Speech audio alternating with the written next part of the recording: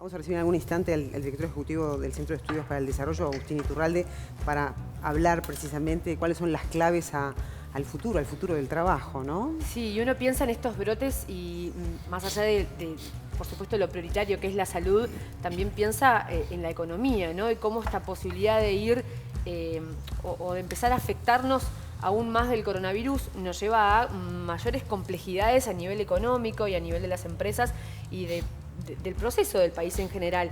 Y piensa, por supuesto, en el trabajo y toda la gente que ha quedado desempleada a raíz del COVID-19, pero también en los desafíos, ¿no? Que el coronavirus vino un poco a patear el tablero y a obligarnos a replantearnos ciertas cuestiones que de alguna forma habíamos desplazado o habíamos atrasado, pero que el coronavirus vino a instalar. Según un informe del Foro Económico Mundial que traza de alguna manera un mapa de los empleos y las habilidades del futuro, ¿no? Siempre está pensando a futuro de cómo podemos hacer los seres humanos para recapacitarnos y estar a la altura, digamos, de los desafíos que se vienen para el futuro. El 50% de los empleados van a necesitar volver a formarse para el 2025. Esto ya lo adelantábamos recién cuando presentábamos el tema, ¿no? Y estima que para el 2025, 85 millones de puestos de trabajo podrían ser desplazados por un cambio en la división del trabajo entre los humanos y las máquinas. Pero además pueden surgir nuevos empleos. Eso es lo bueno, ¿no? Porque de alguna manera decimos, claro, se van a desplazar un montón de tareas, pero van a llegar otras. Pero para que esas otras puedan llegar y estemos a la altura, se necesita una reconversión y una educación para estar a la altura. 85 millones de puestos podrían ser desplazados, como les decía, pero pueden surgir más. ¿Cuánto tiempo va a llevar esta recapacitación? Porque no es de un día para el otro, ¿no? No es que surjan nuevas posibilidades de trabajo y que la fuerza trabajadora esté ya dispuesta para poder estar a la altura. Bueno, los especialistas estiman que alrededor del 40% de los trabajadores van a requerir una recalificación de 6 meses o menos. Mira, primero se plantea el problema, se plantean los desafíos y luego la recapacitación. Pero esta cifra es mayor para los que trabajan en la industria del consumo y en la industria de la salud y los cuidados de la salud, dice el Foro Económico Mundial. En los sectores de los servicios financieros y la energía, esa proporción de trabajadores que pueden recibir una nueva formación en un plazo de 6 meses es menor porque necesitan programas más fuertes y más intensos en el tiempo. El 40% de los trabajadores también van a requerir una recalificación. ¿Y qué aptitudes son necesarias? ¿Qué necesitamos adquirir para el futuro? ¿Cuáles van a ser valoradas para el futuro? Bueno, el pensamiento crítico y la resolución de problemas encabezan la lista de habilidades, ¿no? De los empleos que se van a requerir para el futuro. El pensamiento crítico, poder, digamos, alejarnos de las máquinas. Las máquinas van a poder hacer un montón de cosas, pero ¿qué tiene el ser humano que las máquinas no puede? Claro. Justamente el pensamiento crítico, y va a ser muy valorado de aquí al futuro. ¿Y sabes qué aparece allí? La figura del adulto mayor. El adulto mayor reconvertido en los call centers. Se están utilizando en los Estados Unidos mucho adulto mayor porque tiene otra parsimonia, tiene otra forma de encarar problemas, son excelentes para la atención al público, para la atención de quejas, son muy buenos. Entonces, allí se está la máquina, que es un plomazo cuando tenés una máquina de esas, cuando te vas a quejar, encontrarte por lo menos con una persona. Por todos lados. ¿no? Claro, porque además incluso los jóvenes estamos acostumbrados a trabajar con las máquinas al lado. Entonces a veces hemos delegado nuestros procesos de trabajo, nuestros procesos investigativos, muchas cosas que los adultos no, porque no tenían las máquinas que les solucionaran ciertos problemas. Bueno, está bien interesante lo que decís, Martín. Este año se está desarrollando nuevas aptitudes como la autogestión, ¿no? Como el aprendizaje activo, ¿no? La pandemia nos llevó a, bueno, me quedo sin trabajo o mi empresa dejó de funcionar en la presencialidad. ¿Qué hago? ¿Qué hacemos para reconvertirnos? Así que de alguna manera este año 2020 tan particular nos llevó a fomentar esta autogestión, el aprendizaje activo, la capacidad de recuperación, ¿no? Esa resiliencia laboral, la tolerancia al estrés y la flexibilidad. Son nuevas aptitudes que dentro de lo malo que tiene el coronavirus, de alguna forma estamos todos yendo hacia ahí e impulsándolo. Es que fue como un banco de pruebas esto para los empresarios, es más, para las entidades públicas, darse cuenta que con mucho menos personal pueden seguir siendo operativas, ¿no? Entonces te lleva a pensar, ¿para qué necesito tantos empleados si con estos me funciona, ¿no? Sí. Esto genera siempre un temor, ¿no? Porque más allá de, estamos hablando de una cifra muy importante, también es muy importante la cifra de los nuevos trabajos que superan a estos 87 millones, pero de todas maneras das cierta inestabilidad, o sea, cierta incertidumbre, sobre todo en sectores pensando ya en el Uruguay, ¿no? Sí. Yo trayendo esto al Uruguay, en sectores de la actividad que de repente, hoy por hoy, siguen ligados a muchos claves del pasado todavía, como que no se adaptan o tienen resistencias al cambio tecnológico, ¿no? Y que a veces no va tanto en la edad, ¿no? Porque a veces pensamos, sí, bueno, claro. los adultos mayores son los que más les cuesta adaptarse o llevar a las nuevas tecnologías, a los nuevos tiempos, y en realidad es un tema de actitud. Y hay varias fuerzas que tienen acá que ver. Me parece que los gobiernos tienen que generar políticas de Estado que adapten o que incentiven esto, ¿no? Como cursos de formación y demás, pero también la fuerza sindical. Claro. Que también ve como un desafío la automatización del trabajo, la maquinaria posiblemente sustituyendo algunas tareas. Bueno, es necesaria toda esa fuerza social justamente para readaptarnos. Y hay algunos trabajos que van a estar en el top 5, te voy a decir 5. A ver. Si vos sos joven y estás pensando qué estudiar, tenelo en cuenta porque ya te estás adelantando al futuro. Analistan datos y científicos, ¿no? Científicos en general, que justamente la pandemia también los puso en el lugar que se merecían. Especialistas en inteligencia artificial y aprendizaje automático, especialistas en Big Data, especialistas en estrategias y marketing digital, especialistas en automatización de procesos, son algunas de las profesiones que de alguna forma pueden surgir con fuerza, y hay otras tantas también que podrían llegar a ser desplazadas y que hay que buscar la manera de reconvertirlas para que no generen falta de trabajo. Estaba pensando que INEFOP, se me ocurre que puede jugar un rol muy importante, ¿no? Cuando las personas van al seguro de paro, que INEFOP te da esa posibilidad también de preparación o de capacitación, sería como una oportunidad. Bueno, ahora yo me voy a capacitar en algo que me ponga el 2025, ¿no? Vamos a recibir a Agustín Iturralde, que está acompañándonos y escuchando toda esta conversación, director ejecutivo del Centro de Estudios para el Desarrollo, asentando mucho con la cabeza las cuestiones que tienen que ver, ¿no? Pero trayéndolo al país, hablábamos recién, palabras clave, recapacitación, quizá por sectores, y pensamiento crítico, ¿no? ¿Cómo construimos un pensamiento crítico? Bueno, ahí esto es un desafío, ¿no? Todo esto que están conversando ustedes es un problema muy viejo en realidad. Es el problema de la historia de la humanidad, del progreso de la humanidad. Desde que se inventó el arado, para adelante empezamos a ciertas personas empezaron a ser prescindibles en sus puestos de trabajos anteriores y aparecieron nuevos puestos de trabajo. Y ese es el progreso humano. Entonces, desde ese punto de vista, no hay que tenerle tampoco tanto miedo, porque que podamos hacer las mismas tareas con menos personas significa que va a haber personas libres para hacer otros trabajos que no podemos imaginar, y eso por eso, entre otras cosas, porque hoy en día vivimos muchos más años, con muchos más bienes, con mucho mejor comodidad y confort de vida. Entonces, por ese lado, como una cuota de tranquilidad, que el proceso tiene no es el fin del mundo. ¿Qué es lo nuevo esta vez?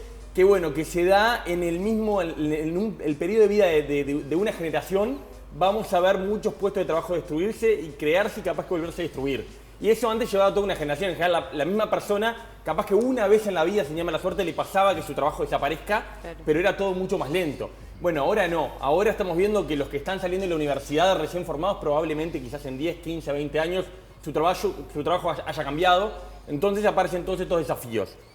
Entonces, por ese lado, claramente hay una nota distinta que genera mucho más incertidumbre en las personas, razonablemente, bueno, ¿qué va a pasar con mi trabajo? Todo bien, con el progreso humano, qué lindo, pero mi trabajo, el que yo hago, ¿no voy a ser prescindible? ¿No me van a apreciar más? Y bueno, en ese sentido, estas notas son la parte de la economía, yo creo, que tiene más llegada, más impacto humano, ¿no? Porque las personas tienen muchas consecuencias en la vida de las personas. Estamos hablando de el trabajo de las personas, que es la principal fuente de ingreso de la enorme mayoría de los hogares del Uruguay y del mundo. ¿Y cuáles son los sectores acá en el Uruguay, ¿no?, más amenazados, si cabe el término, ¿no?, en realidad, o más desafiantes para este cambio? Y bueno, yo creo que en Uruguay, en ese sentido, en cierta medida tenemos un riesgo un poquito más bajo, porque ya tuvimos un proceso de modernización y de destrucción de ciertos tipos de empleo que a veces son los que están más amenazados por este tipo de procesos. Estoy pensando en la industria. La industria en Uruguay, Uruguay es un proceso desde la recuperación democrática de modernización económica, yo creo, con un saldo muy favorable, pero tuvo algunos sectores que claramente fueron perdedores. La industria tuvo una retracción, el empleo industrial tuvo una retracción muy importante en los últimos 30 años y en los últimos 5 también, y bueno, y por ese lado hay como un costo que Uruguay en algunos de estos sectores ya pagó. No por eso estamos exentos de este fenómeno que obviamente trasciende a esos empleos. Antes era como más focalizado, decíamos, bueno, la máquina va a venir a hacer el trabajo de los operarios manuales. Bueno, no, ahora la máquina va a hacer el trabajo a veces de los profesionales, de la gente que trabaja escribiendo cosas. La inteligencia artificial va mucho más lejos.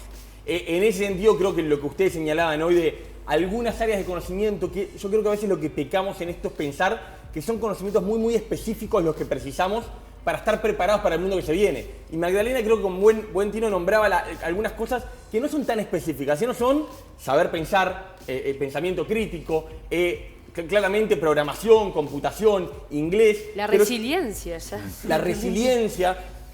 Habilidades que en realidad son básicas en el sentido de no son de punta, no es lo que pedimos. Perdón, pero hay que entrenarlas esas habilidades, hay que aprenderlas. O sea, el pensamiento crítico se construye, tiene una metodología, es decir, se ensaya. Desde ese punto de vista, ¿estamos preparados? ¿Tenemos pensamiento crítico? Bueno, creo que no, creo que claramente tenemos un desafío enorme.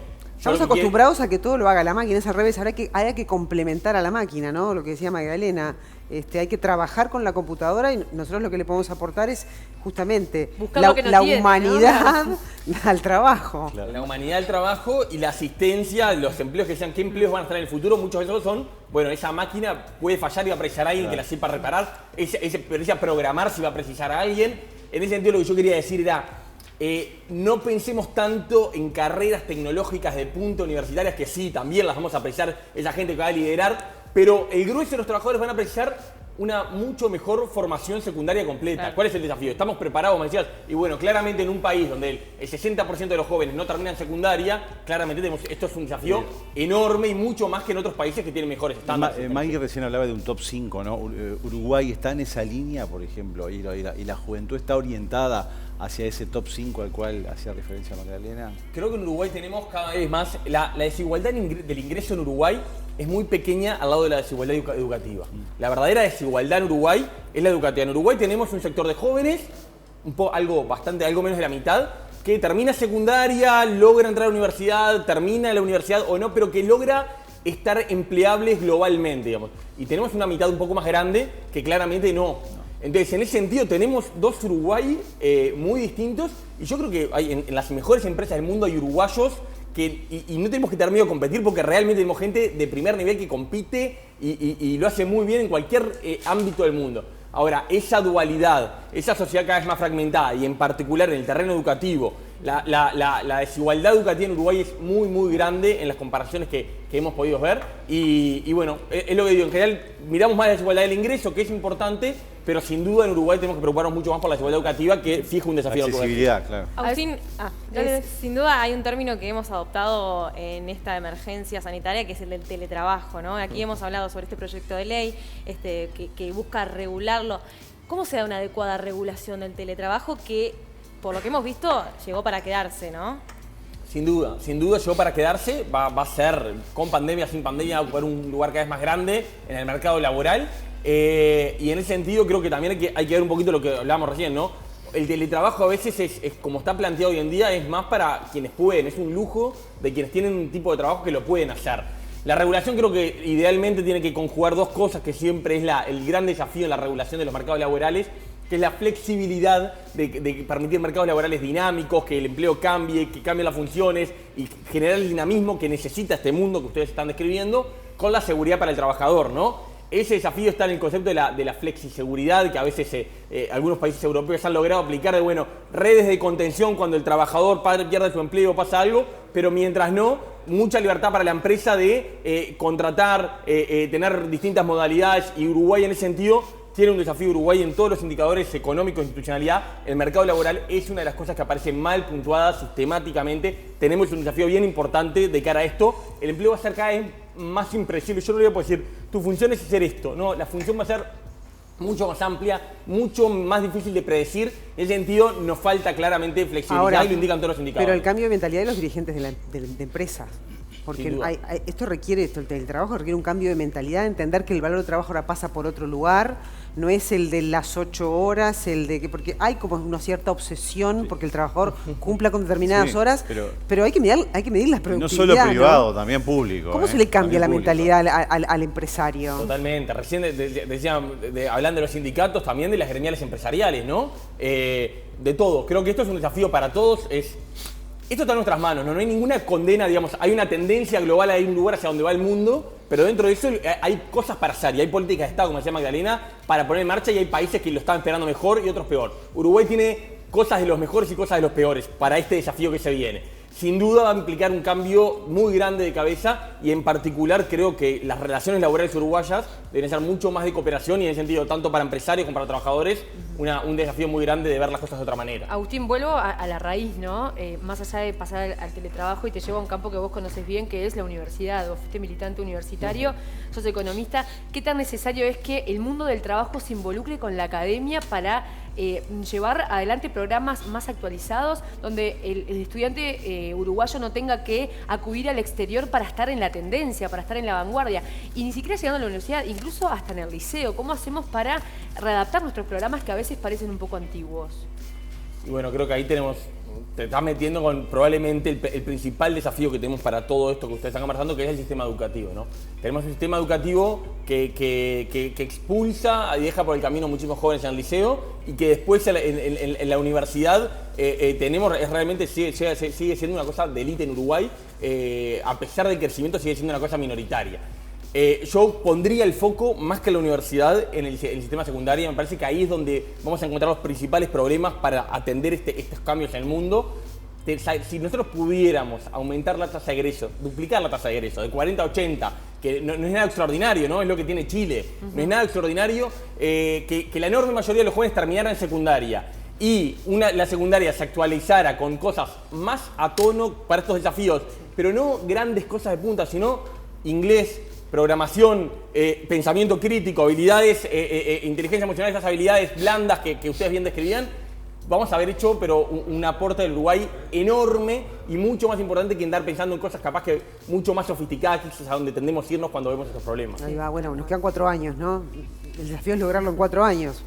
Algunos aspectos me parecen muy difíciles. Viste En que 4 igual- o en 10 o en 15, ¿no? Al Uruguay Muchos todo llega un son- poco tarde. no son solo de un gobierno, Claro. pero ponerlos en marcha. Empezar a mover la aguja, empezar a mover esto se va a mover muy lento porque son cosas que se mueven lento. Pero bueno, como algo muy pesado, cuando se empieza a mover lentamente, pero empieza a avanzar. Empezamos a moverlo. Gracias, Agustín, por venir. Ha sido un Muchas placer gracias. escucharte. Gracias. Agustín Iturralde, director del CED, ahí los desafíos mirando el futuro.